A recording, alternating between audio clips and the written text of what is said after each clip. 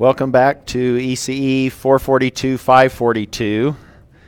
Spring break is next week, but it looks like some people are already on break. Today is your date for turning in homework number 3, and when we return from spring break will be essentially when you turn in homework number 4, and there's going to be a lot happening between now and then. Homework 4 concerns a new topic, which is discrete equivalence, which we will talk about today.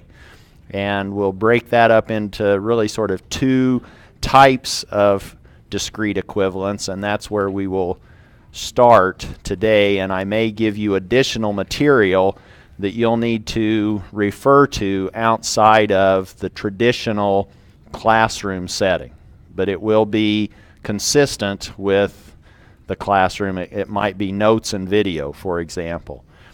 But if you were looking for more information about complex poles, you might consult the Discrete Time System Foundations write-up that I provided in the course resources section.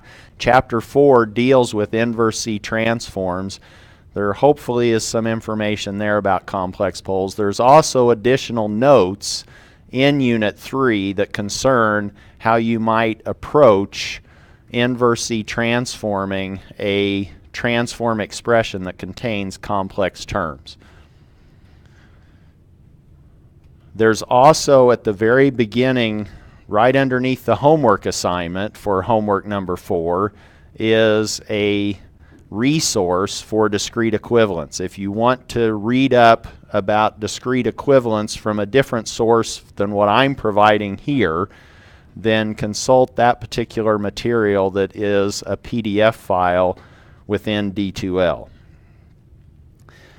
And just as a reminder, I know that some students in my other class said, "Are we having an exam the week we get back?"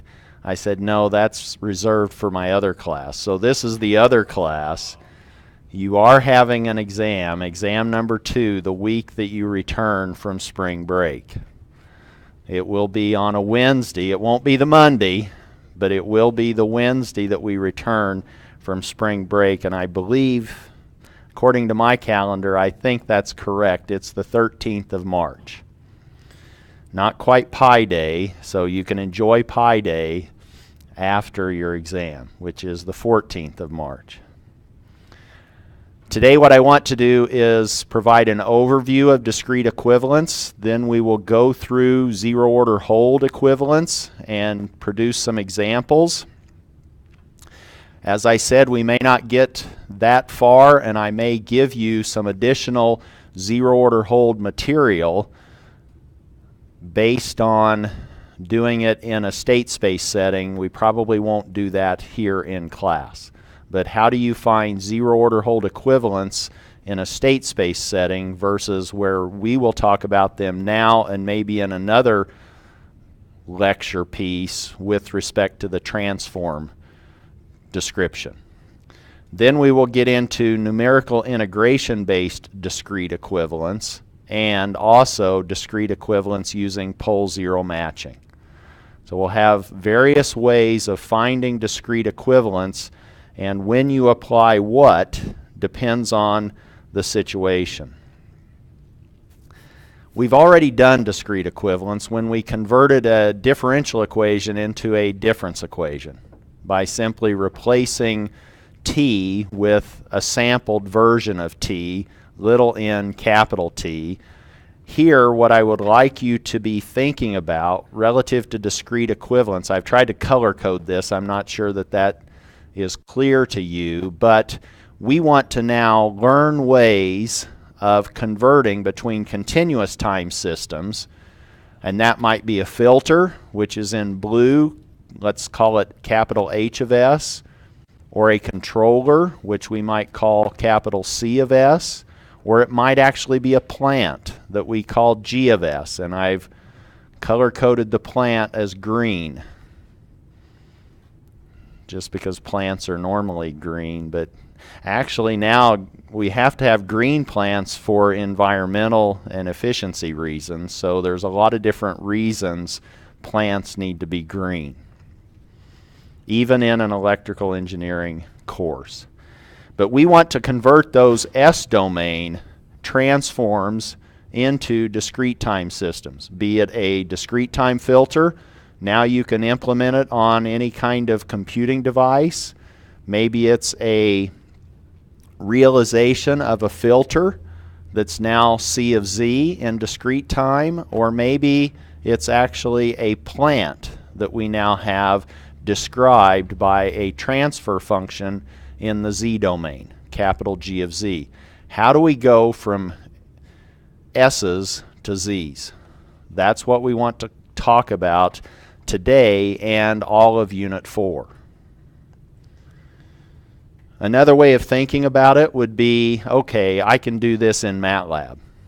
Yes, you have the answer in the back of the book by just this function in MATLAB, which is C to D, which really is continuous to discrete.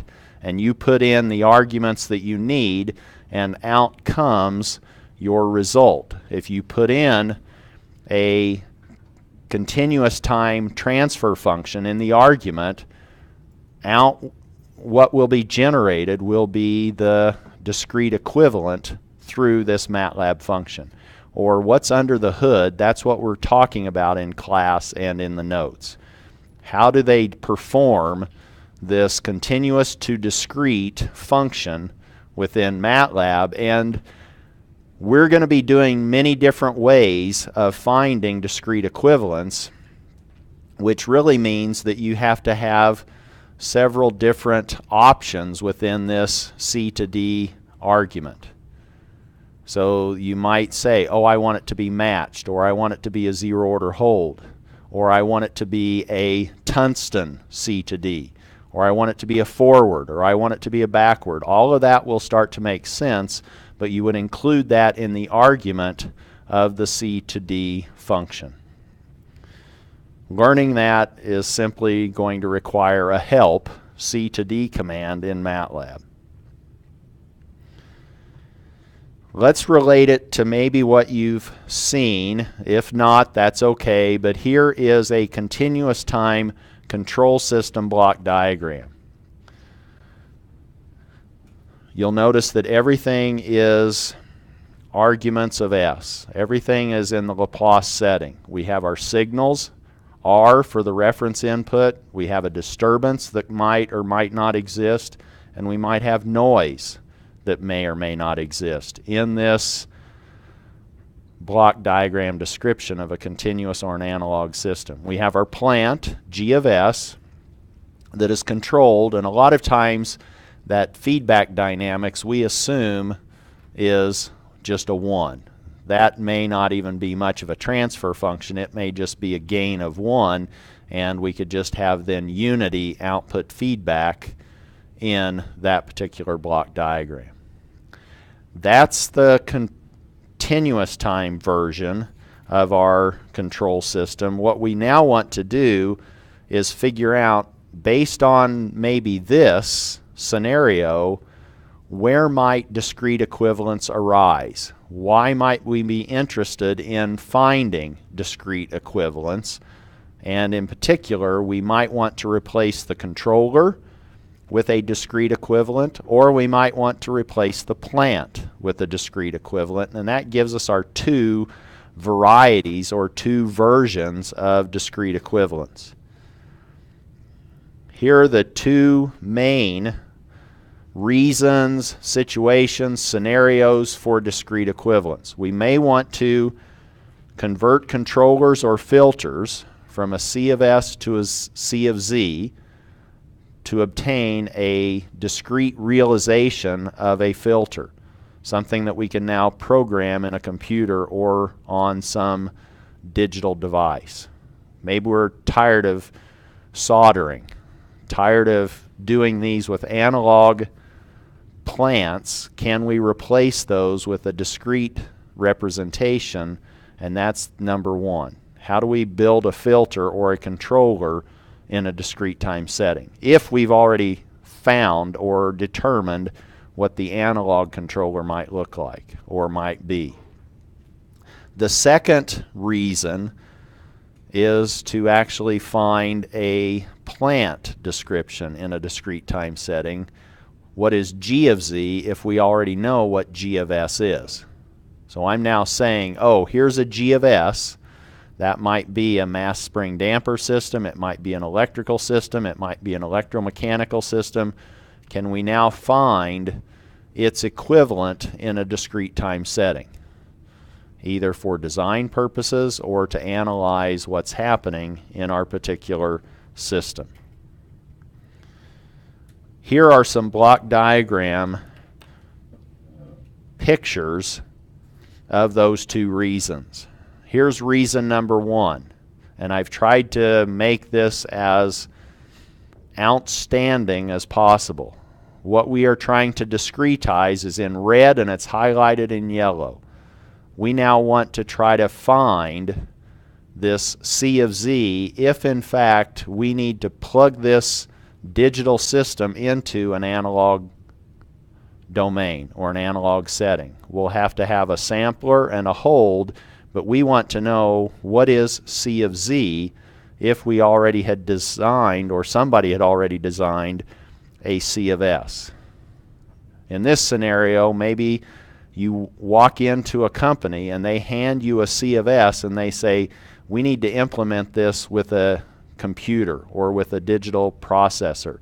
I need you to come up with a C of Z. And that C of Z then could be translated into a difference equation.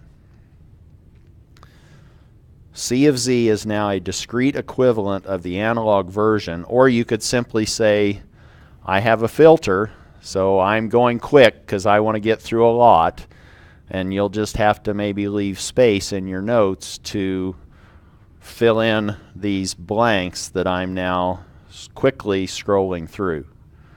But here is another version of reason number one. Reason number two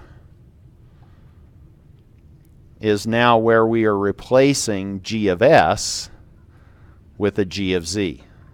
Now we actually have a discrete system in our input and output, and we want to now figure out what's happening with G of Z, or how do we create a G of Z so that we can now design or analyze our system behavior in the discrete time setting. This is reason number two.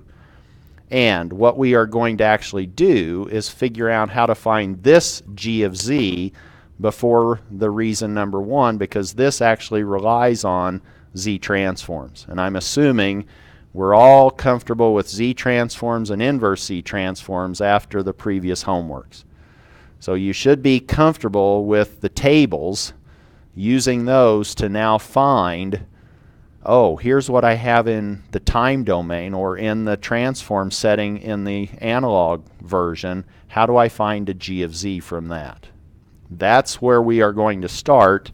And after we've done zero order hold equivalence, then we'll go back and look at reason number one, which we will do two different ways. For now, let's now look at the reason number two approach. How do we find this capital G of Z that really is supposed to integrate or incorporate the input side, which involves a D to A converter. We have to sample the input signal coming in, convert it to an analog waveform to drive our analog plant, and then we also need to incorporate the output side, which is really sampling that analog waveform. We want to now put all of those three pieces together to create the G of Z. It won't just be replacing S's with Z's to find the G of Z in our discrete equivalent. If it were only that simple. We'll actually see that in one case maybe it is sort of that way, but in general we can't just back into an easy expression for G of Z if we're handed a G of S. And that's what I want to go over now. is how do we make this G of Z, this discrete equivalent, and the key part here is that preceding this plant, G of S, is actually a zero order hold. That's our digital to analog converter. We're going to incorporate that and also the output side. All three of these pieces and parts need to be put together in order to find our G of Z. So let's do that. Let's examine the characteristics of the output side, the A to D, and the input side, which is the zero order hold. Once we have that understood, we'll combine that with the G of S to figure out how do we find this G of Z. The output side. If we now want to convert this analog Y of T into a discrete form, we now want to go from analog to digital. What does that look like?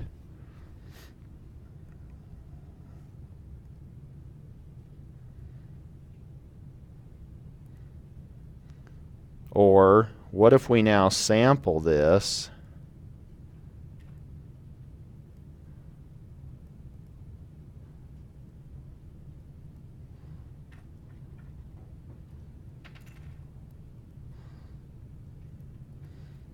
at some, and I'm maybe sampling too slow relative to the shape of this Y of T, but I'm just trying to illustrate what we're wanting to do. What would that look like on the right-hand side if it was now a discrete time version, or what's the discrete version of Y of T look like on the right-hand side axis?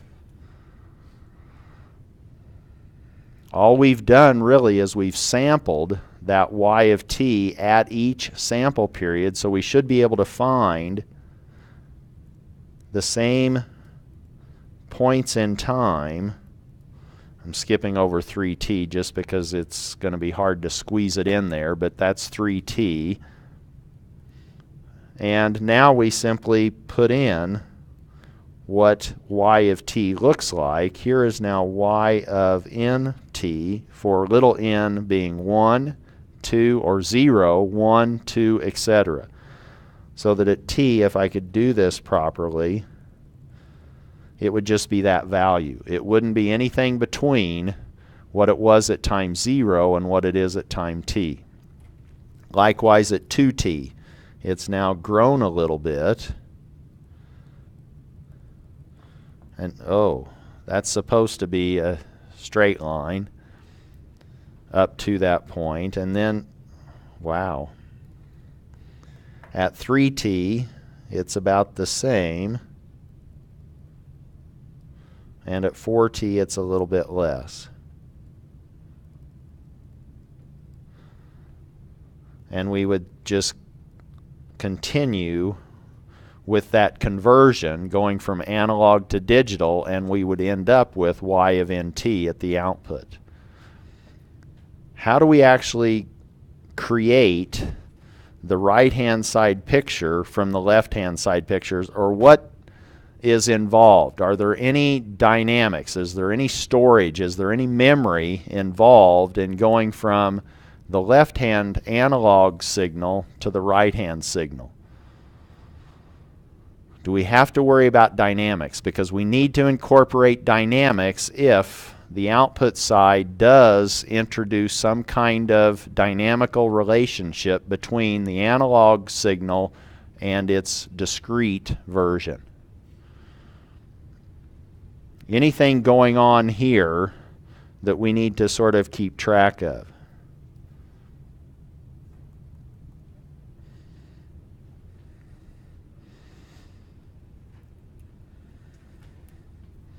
What happens at those time instances in the continuous time setting versus what those values look like in the discrete time setting? Is there any change? Is there any difference between those values? Is there some kind of delay? Is there some kind of memory between those? Or are you just, oh, I've sampled at time 0, that's exactly what I see in the discrete setting. I've sampled at time t, that's exactly the value I see on the right-hand chart. That's really all that's happening, is nothing really. There's no dynamics, so the output side we really don't need to worry about in going to this g of z from g of s. So I'll just try to summarize that by saying there are no dynamics, and it's very straightforward to obtain the sampled version of the output signal from the analog signal itself. That's the easy part.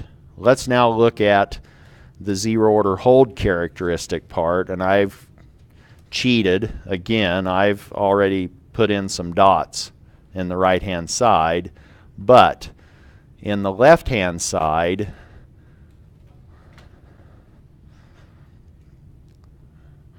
remind us of what we're doing. Here we are seeing a sequence of numbers coming into that zero order hold, and on the output we need to turn those into an analog waveform, a continuous time signal.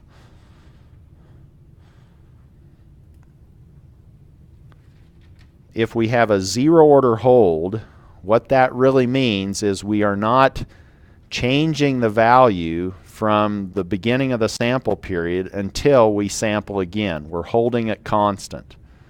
If that's the case, what does the right-hand side look like if we inject into that zero order hold? So the zero order hold just means we're holding it with no slope, no change, it's just constant. What happens at the right-hand side if this is now,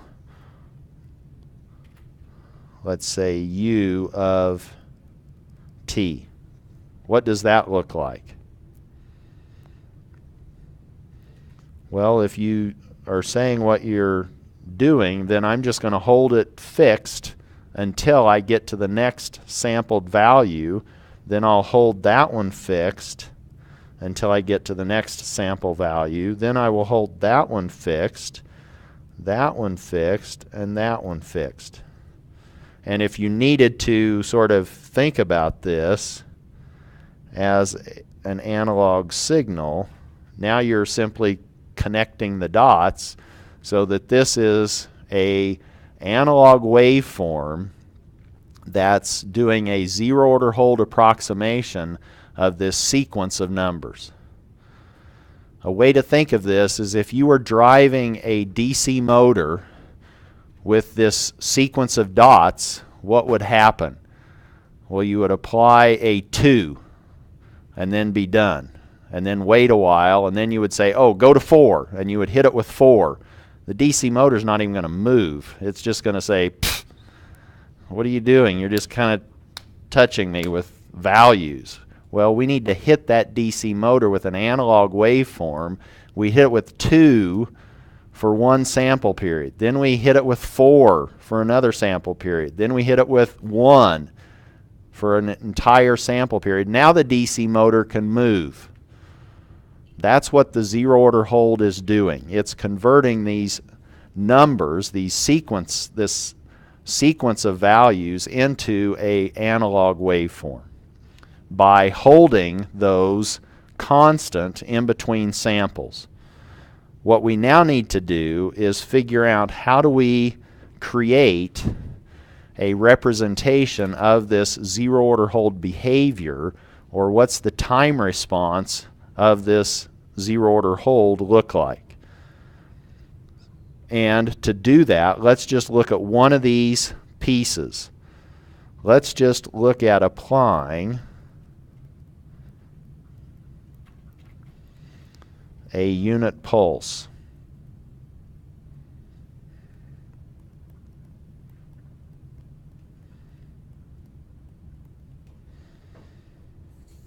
And from that, then look at the output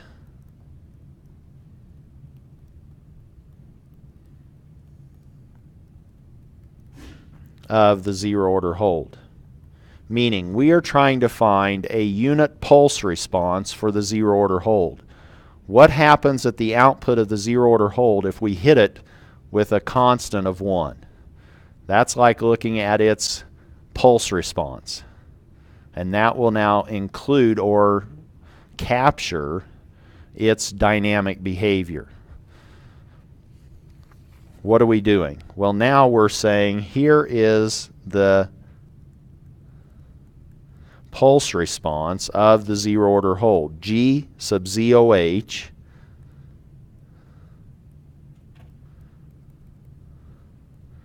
we're saying, oh, hit it with a 1 and then hold that constant. Here I'm going to make it even more exaggerated until we hit the next sample period. And if we didn't turn it off, this would look like a unit step, would it not? If it was an analog waveform for all time, that would look like a unit step.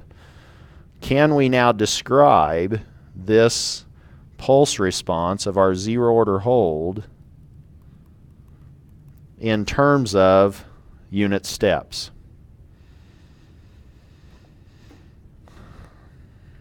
And let me just say that I'm going to call that, so this is going to get very confusing. Maybe back here I should have called this, put a party hat on them, so that that's not necessarily the unit step.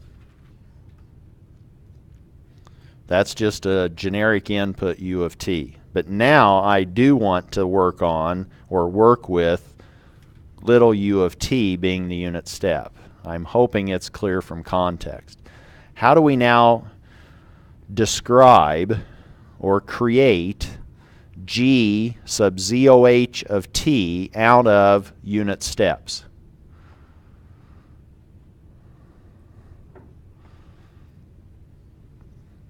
If it was just the unit step, we could say, oh, it's just u of t, but it's not quite that, is it? What happens, what do we need to do to the right-hand side to make it look more like that pulse of amplitude 1 with width of 1 sample period, capital T? That's all we're doing for G sub ZOH. We want to build out of unit steps a pulse of width, capital T, and of height 1. So now we just need to turn off that unit step. And the way to do it is we could say, oh, we need to turn it off at time capital T with the same magnitude. Just subtract u of little t minus capital T, and that's now what the pulse response, the unit pulse response of our zero order hold looks like. That's G sub ZOH of t. And I'm going to call that then. So these are the unit steps.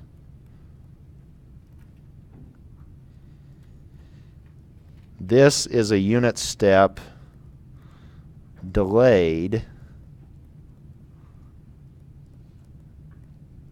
by capital T, and this is what I'm calling the unit pulse response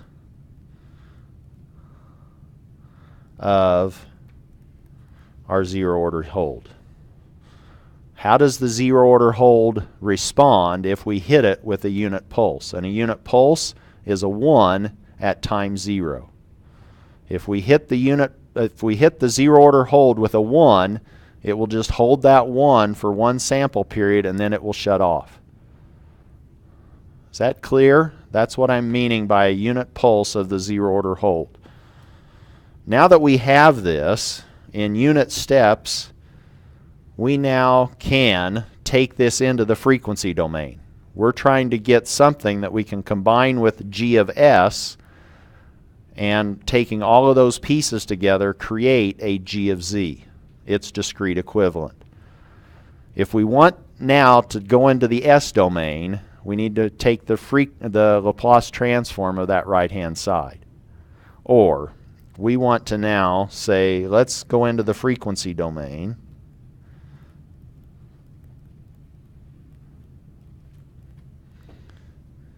And we'll do that by performing the Laplace transform on that unit pulse response.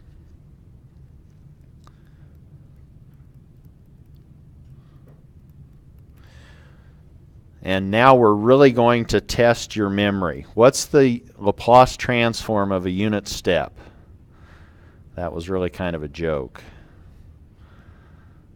What's the Laplace transform of a unit step?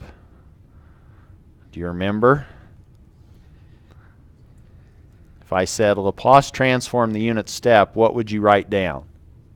1 over s. It's that simple. The first term then on the right of this equality sign is simply 1 over s. Now what happens when we Laplace transform a unit step that's been delayed by a length of time, and that length of time is capital T? If you've forgotten, at least you could sort of say, well, I know what the Laplace transform of a unit step is. It's that. Now, how do we modify that when we delay something? Do you remember? And this one I'll forgive you if you don't remember. But this is now multiplication by a complex exponential, which is e to the minus ts.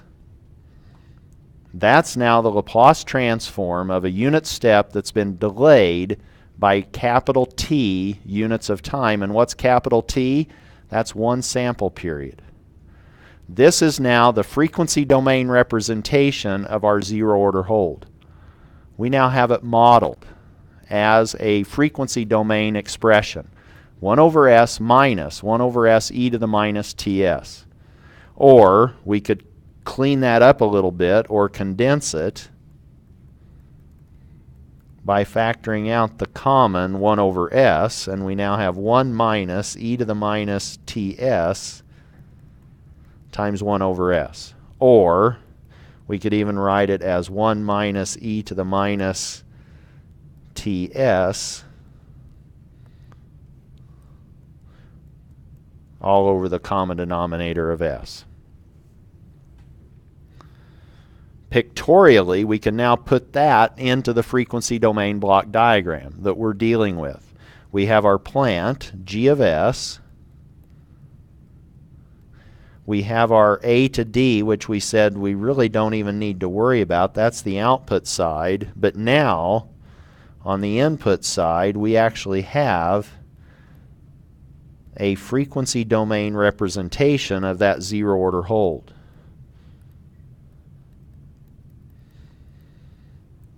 There's our D to A.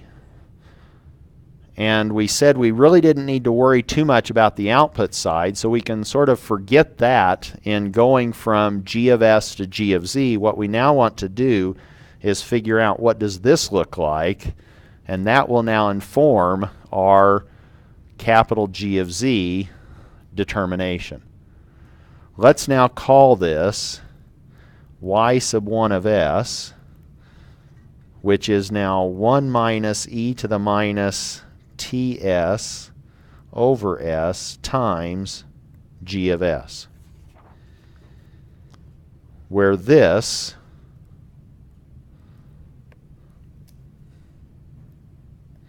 is really the Laplace transform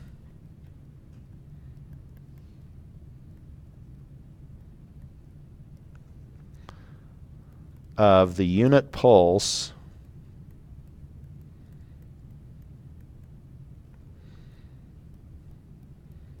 response of our original system G of S.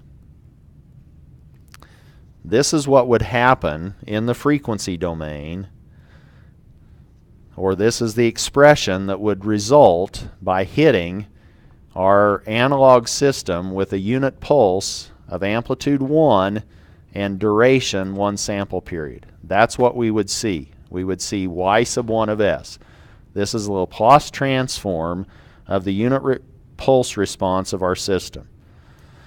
Let's now dissect that a little bit more carefully. We now have that y sub 1 of s is 1 minus e to the minus ts times g of s over s. Now we've just slid that s that was underneath the 1 minus e to the minus ts underneath the s.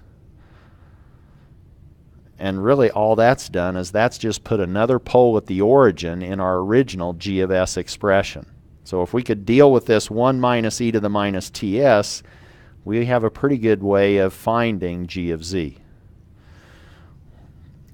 Well, we can write this many different ways. You could say, well, y sub 1 of s is now simply g of s over s minus e to the minus ts g of s over s. So we see that g of s over s occurring. So if we could handle that, we're partway there. Then we have to figure out what we do with that e to the minus ts. But before we get there, let me give you some more notation. Let's now say that g of z,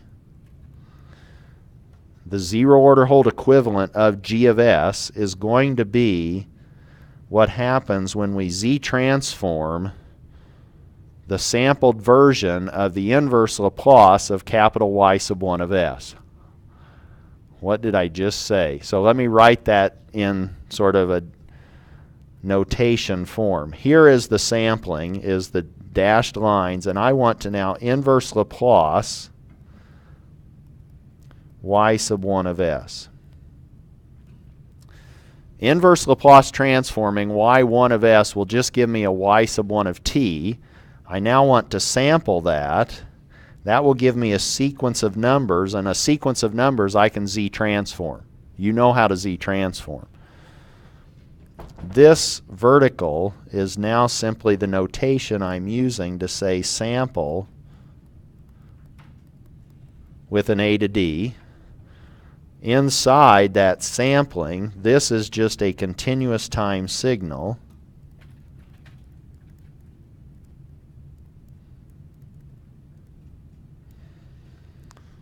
Once we sample, now we have a discrete time signal.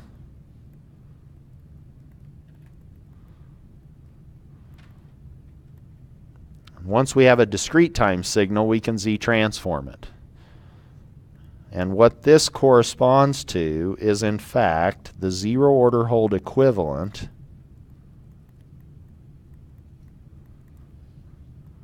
of g of s. And why am I calling it that? Because we're incorporating that dynamic behavior of our zero order hold together with the plant itself, g of s, to create the g of z. So we've incorporated the zero order hold into the g of s in order to find g of z. What do? We apply a unit pulse to g of s. We find what that looks like in the time domain. Then we sample it. Then we z transform that sequence. Well, there's a more, what do I want to say, cleaner way to do that with just using tables that we're going to now look at. But instead of having to always write this down, this g of z is the z transform of curly brace, dashed vertical bar, script L inverse, y sub 1 of s, let's just agree that we are going to now say, or let that be defined as, g of z is now defined to be the z transform of y sub 1 of s. So instead of putting all of that inverse Laplace vertical dashed lines, I'm just going to abbreviate it and say this is how we're going to define when I say take the z transform of some analog Laplace expression. I'm really meaning do what's up above. Find its time domain, continuous time signal, sample it, and then z transform that sample. This is how this is by definition. I used that symbol in another class and somebody said, what's that triangle above the equality sign for? So let me be explicit. That's what I'm meaning. By definition, we're just defining g of z to be this. What's up above? What have we now done? Well, now let's use that notation to see if that helps simplify this expression for g of z. G of z is now the z transform of g of s over s minus the z transform of a delayed g of s over s, and it's delayed by that one sample period delay, or it's e to the minus ts g of s over s. We're now using that notation, but what can we recall or remember that e to the minus ts looks like? Note that e to the minus ts is the Laplace transform corresponding to, in fact, a delay of capital T units of time or seconds.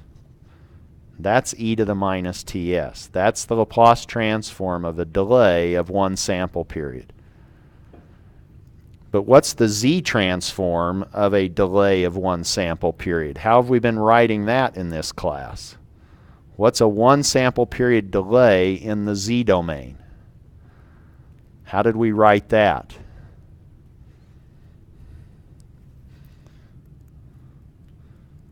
The z transform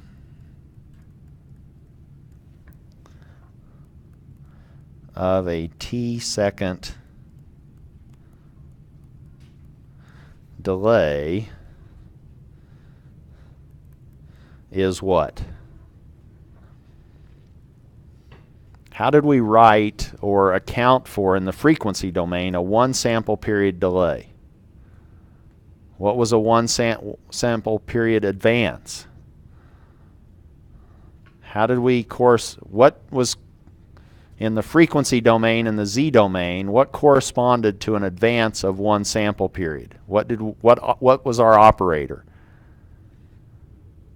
Conversely, what's the operation or operator associated with a one sample period delay? It's too easy. What were we writing our block diagrams when I said here's a one period delay? In the time domain, I just said one period delay. In the block diagram in the frequency domain, what did I put in that block? Z to the minus 1. That's all I'm asking for here. A one sample period delay in the Z domain is simply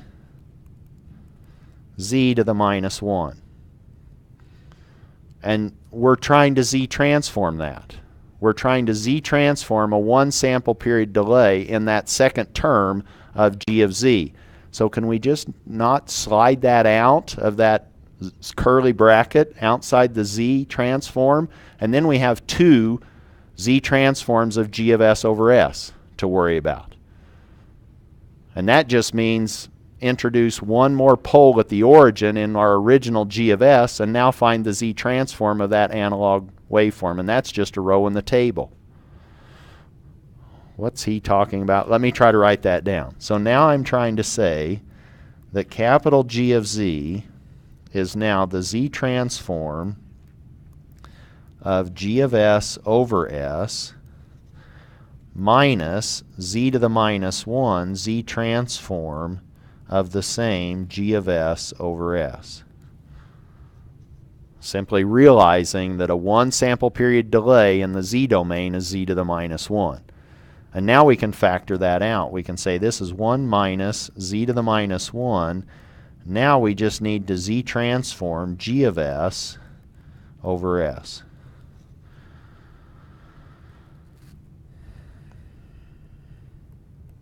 There is our zero order hold equivalent, discrete equivalent. Boom, if we can do this, we can now find a G of Z from a given G of S. And that's what I'm going to really just call either the zero order hold equivalent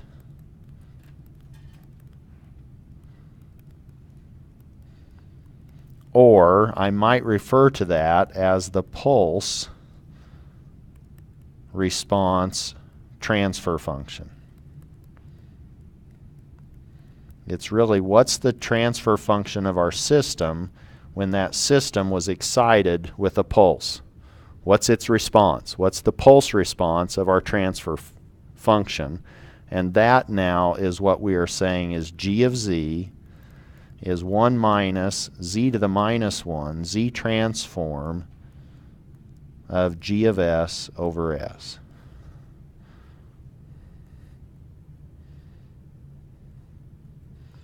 That's our zero order hold equivalent. If you want partial credit on an exam and I say give me the zero order hold equivalent and I give you a g of s, if you just write that down I might give you 1 point out of 100. So you'll get some partial credit. Let's look at some examples of these zero order hold equivalents, because you're going, this is not making any sense to me, so let's put it in action. Let's say examples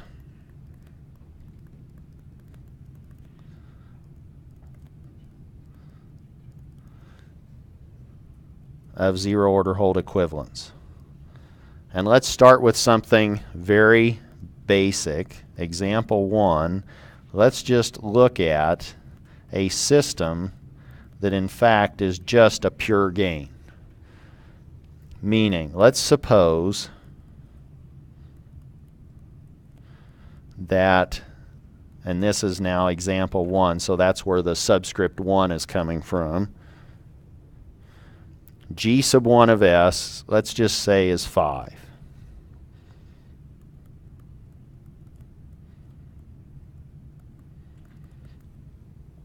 In our block diagram, our plant is just a constant. It's just a gain of 5. I put in 2, boom, out comes 10.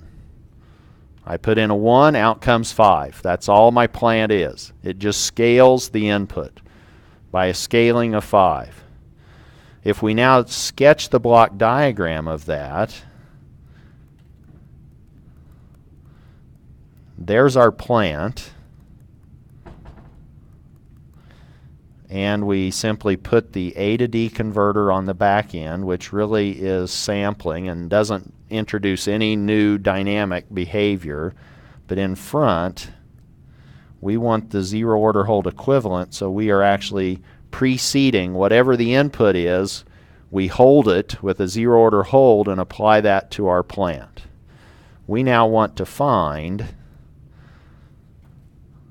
G sub 1 of Z, which is the zero order hold equivalent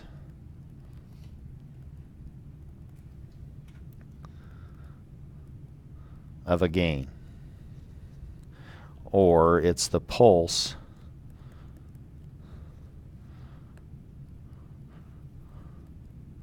response transfer function. Plugging in our expression, we now have G sub 1 of Z must be 1 minus Z to the minus 1 Z transform of G sub 1 of S over S. That's the definition. Now we simply put in the transform expression for capital G sub 1 of S.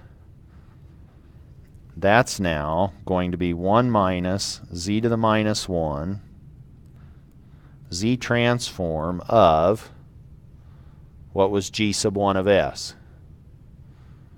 5. And I'm going to go through this in more steps than you need to, but now you could look up that in the table, in the Z transform table, and say, oh, my analog transfer form is 5 over S. What's that look like in the Z transform column? And then scale it by 1 minus Z to the minus 1. And that's just Z minus 1 over Z, if you want to write it in terms of positive powers of Z. But what is, well, to make this even cleaner, we could say, well, I don't have 5 over s in my table. Well, you probably have 1 over s in your table. Let's factor out the 5. We now have 5, 1 minus z to the minus 1, z transform of 1 over s. And again, what are we really sort of doing behind the scenes? What's the inverse Laplace transform of 1 over s as a waveform? What does that produce? That's just a constant 1, isn't it, for all time after 0. So this is now looking like 1. And what are we doing with this definition of z, curly bracket, analog waveform? We're sampling that. So this is now what we are really doing behind the scenes. We're saying sample a unit step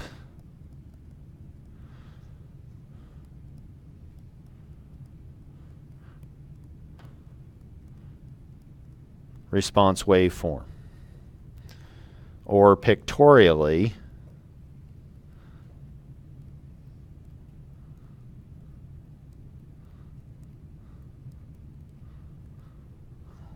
that's what we're doing. We want to now find the z transform of that sequence of 1s. And if we did that, this is now 5 times 1 minus z to the minus 1, z transform of 1 over s.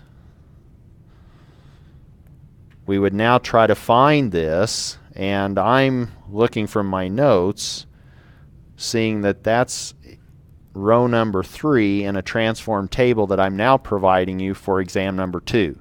We had one table for exam 1. I'm giving you a second table for exam 2. They're from 2 different sources, but you need to get comfortable using either one.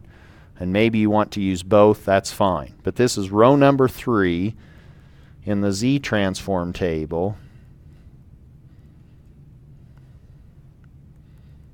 Associated with or for exam number 2.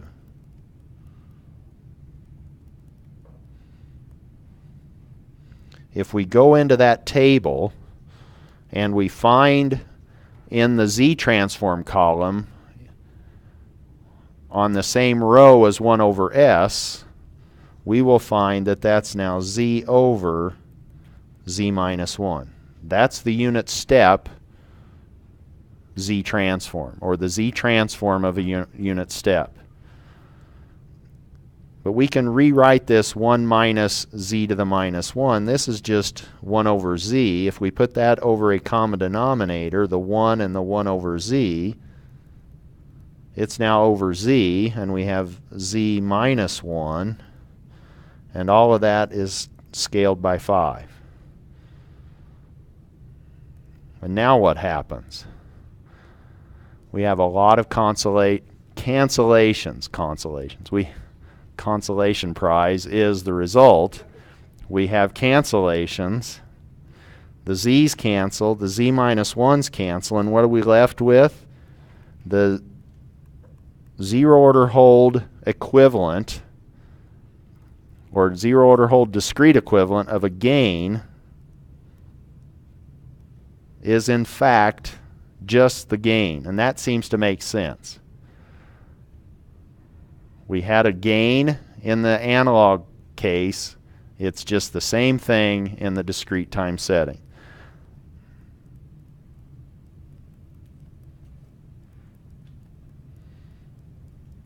I'm saying that seems to make sense. What if now we take it up a notch and we say, what about doing a different example? But now do you see what you're doing? You're taking 1 minus z to the minus 1 and then finding in the tables, you might have to do a partial fraction expansion of g of s over s and find the appropriate rows in the table, but once you've done that, you now have your g of z. Let's do it for, suppose, now that we do it a little bit more challenging, suppose a zero order hold. actually comes in front of or precedes a pure mass system.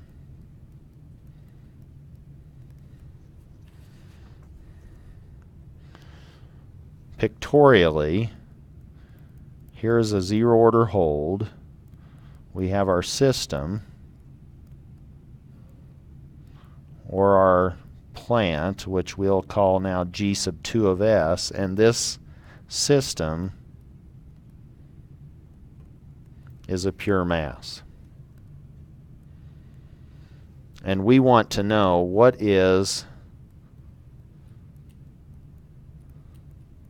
G sub 2 of Z. First thing we need to do is find G sub 2 of S, of a pure mass. And let me just walk through that just to get us back to thinking about finding transfer functions. But in general, I'll probably just be handing you G of S's. Now let's just look at going through that process of finding a particular G sub 2 of S, and we'll do it old school. Let's start with a free body diagram. Now everybody's palms are sweating. You're thinking about physics, but it's okay. We're doing this together. This is now the free body diagram of a pure mass system.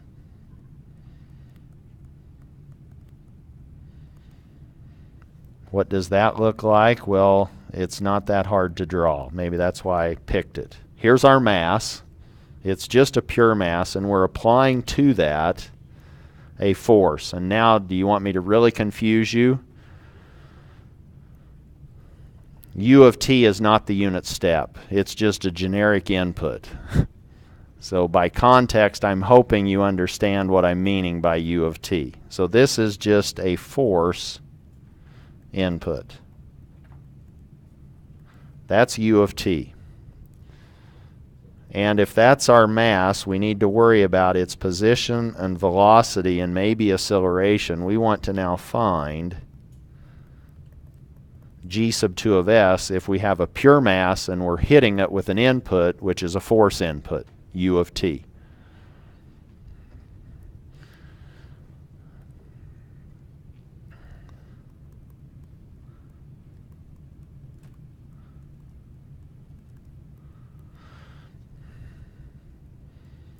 What do we know is true if we have a mass and a force?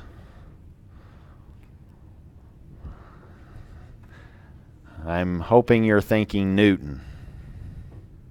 F is equal to ma.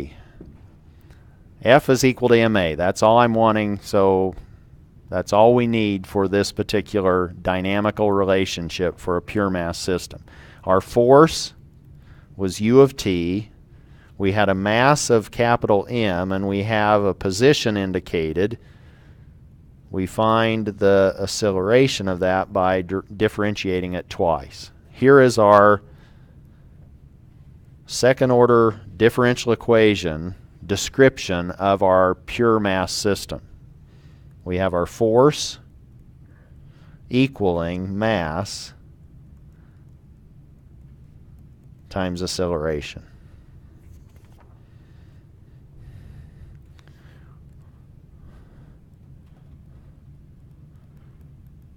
In a controls class, we usually isolate the highest derivative.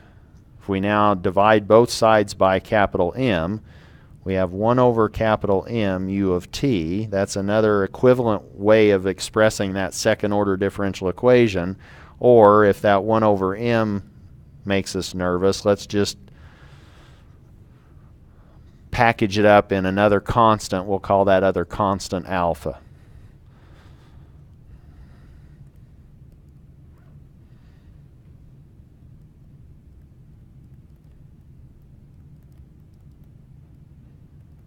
The constant's just 1 over m.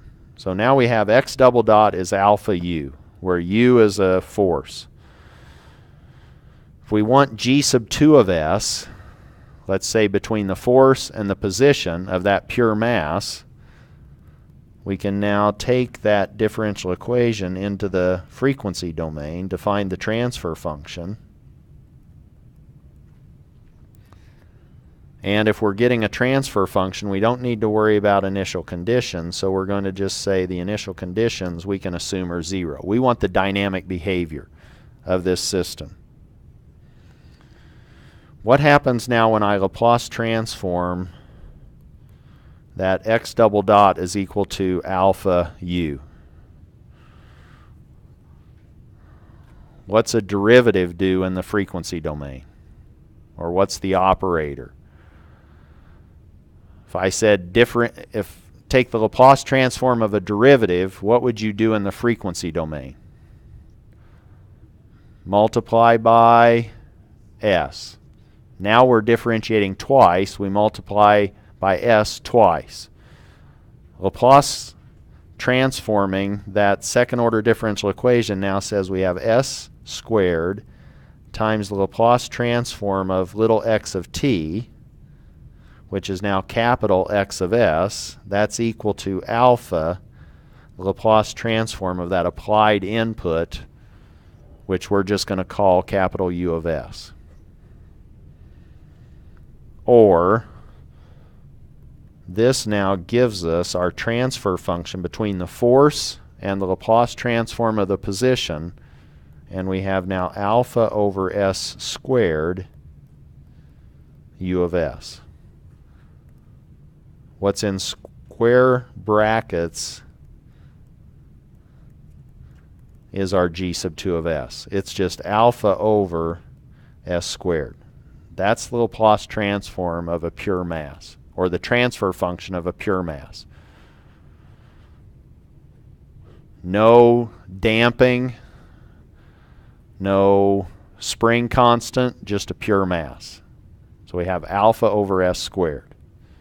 What's the zero order hold equivalent of that system?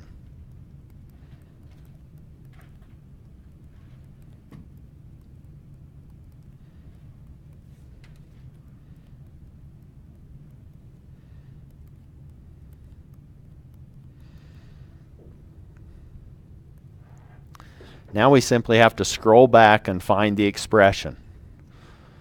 This now is going to be, and you're looking for partial credit, so you want 1 point out of 100. You say, oh, capital G sub 2 of z equals, whoa, I guess I'm not getting much partial credit. Somebody erased half of what I did, and I'm just going to,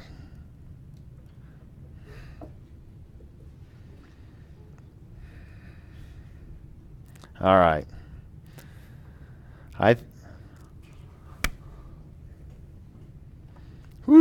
Where was I? I have no idea, so I'm going to fill in the blanks. I'm going to quit erasing. Who knows what I've erased? G sub 2 of z is now 1 minus z to the minus 1, z transform of G sub 2 of s over s.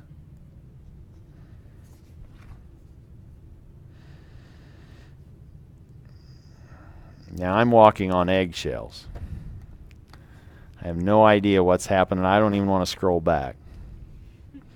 But now this is what we need to do. We need to find the z transform of this expression.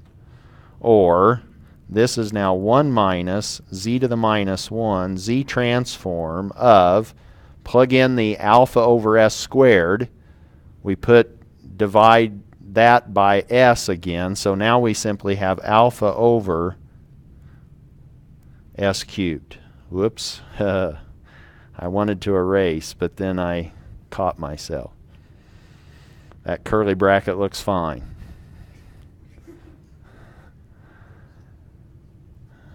Do you remember what the inverse Laplace transform of something s cubed is in the denominator?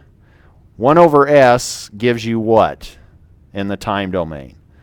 The inverse Laplace of 1 over s. What was that? The inverse Laplace of a unit step is a unit step. It's a constant. It's 1. Now 1 over s squared. T. 1 over s cubed. t squared with maybe some gain in there or coefficients. So we're looking at a parabolic time domain response. That's what I'm going to try to put here in the recall. Recall, the inverse Laplace transform of 1 over s cubed is actually t squared over 2 factorial. And 2 factorial is 2 times 1, so it's 1/2 t squared. It's just a scaled t squared.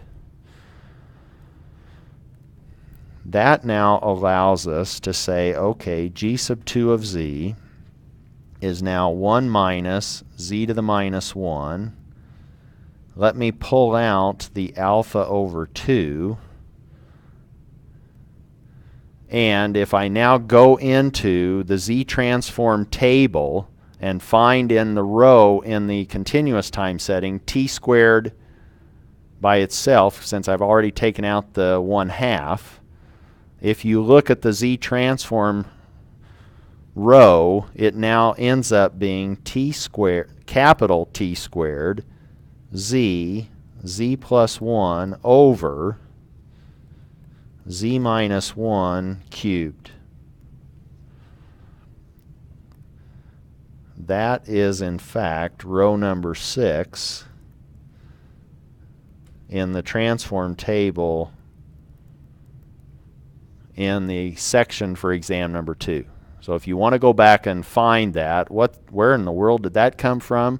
Find t squared, the row that has t squared in the time domain, and read across and find its z transform, and you'll have capital T squared z plus 1 over z minus 1 quantity cubed. But we can clean that up. We can clean that up by rewriting 1 minus z inverse. This is now z over z minus 1, so that now g sub 2 of z becomes z minus 1 over z times alpha over 2 t squared z plus 1 over z minus 1 cubed.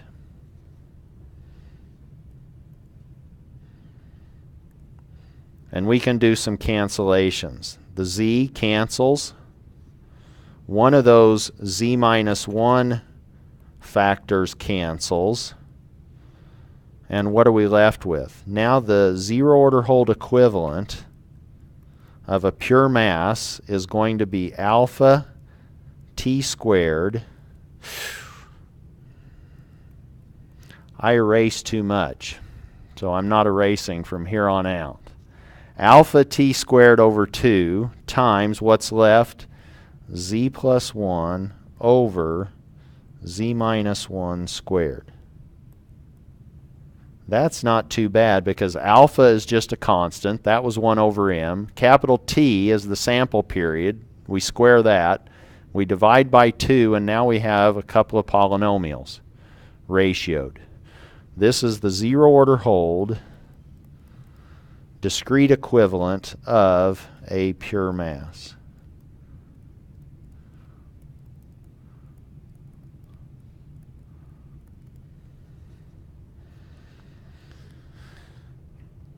To make that even cleaner, suppose we plug in some values. Suppose that we let mass equal 1 kilogram. So we pick some convenient values. What's alpha? Alpha was just 1 over m, so alpha becomes 1. Let's really make this easy. Let's just assume, since this is a pure mass, let's just sample at 1 second. Every 1 second we'll take a sample. Capital T is 1. G sub 2 of z now becomes the following. The numerator defaults to 1. The 2 stays. We have a z plus 1 over z minus 1 squared. And what does that, or how have we maybe thought of systems before if you took a different controls class or if you didn't? How I want to now look at this in the z-plane. I want to plot poles and zeros of this system and try to obtain some insight into what's happening. Here's the z-plane. And let me label there's 1, here's -1, here's j, here's minus j. What do I have going on in my pole zero plot of this zero order hold equivalent of a pure mass? Do I have any finite zeros? Do I have any finite values of z that cause g sub 2 of z to vanish or equal 0? Or what happens when I set the numerator expression to 0 and solve for z? It's a first order factor. I set that z plus 1 equal to 0 and I find that I have a 0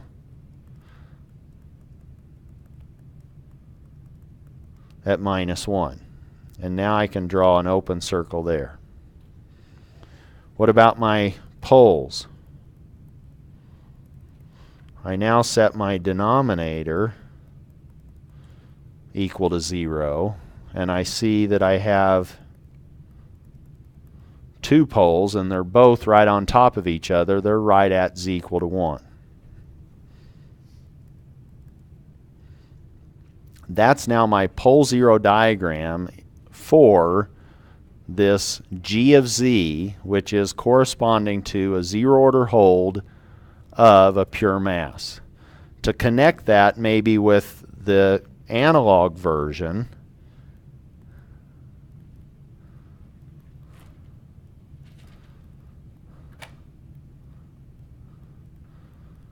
what was g sub 2 of s? Really, do I want to do this? I think that was it, wasn't it? Wasn't that what I called g sub 2 of s?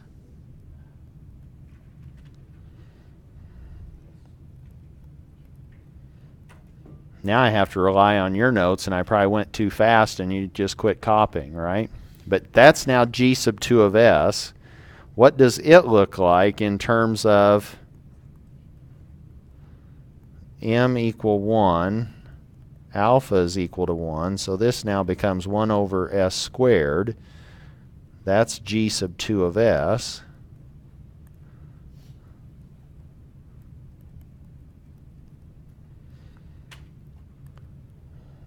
Do we have any finite zeros? No. Do we have any finite poles? And where are they located? We have two, and they're right on top of each other at the origin. Now what I want you to start thinking about is, oh, g of s had two poles at s equal to 0. G of z had two poles at z equal to 1. Does that make sense?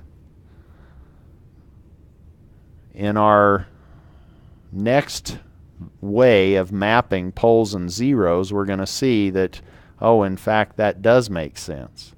Because really, the origin in the s-plane is consistent with z equal to 1 in the z-plane. How are z and s related?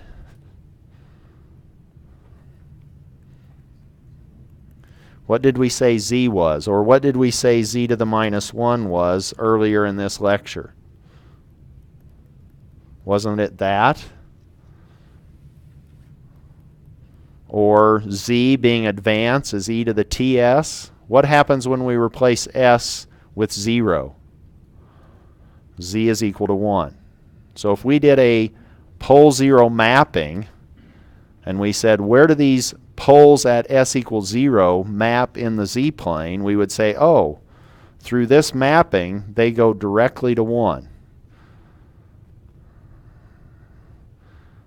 They don't go through, no, I was going to say we're playing Monopoly now, go directly to 1. I don't know, do not pass 1. Don't, and never. Don't pass, yeah.